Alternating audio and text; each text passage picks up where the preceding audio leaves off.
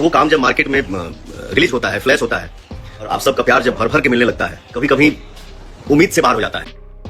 पवन सिंह खिसिया गए हैं पूरब झा पर। क्यों खिसिया गए हैं? शुरू बार तो आप देख ही लिए कि पवन सिंह लाइव आन के बोले पूरब झा के बारे में कि कॉपी उतना ही करो कि जितना ठीक लगे।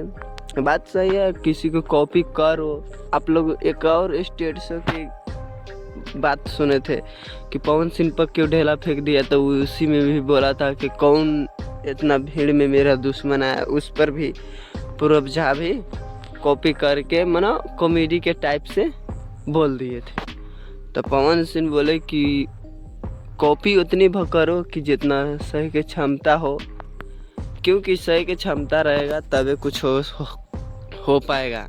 लेकिन ऐसा नहीं, पवन सिंह भी रिप्लाई दे दिए खुद लाइव आने के कि कॉपी उतना ही करो। और पूरब झा भी हमेशा कॉपी करते रहते हैं और कॉपी करना चाहिए उतने कि मनोरंजन व हद से ज़्यादा नहीं करना चाहिए। उसी पर पवन सिंह गुस्सा होकर लाइव आन के बोल दिए कि कॉपी उतना ही करो कि जितना सह सकते हैं।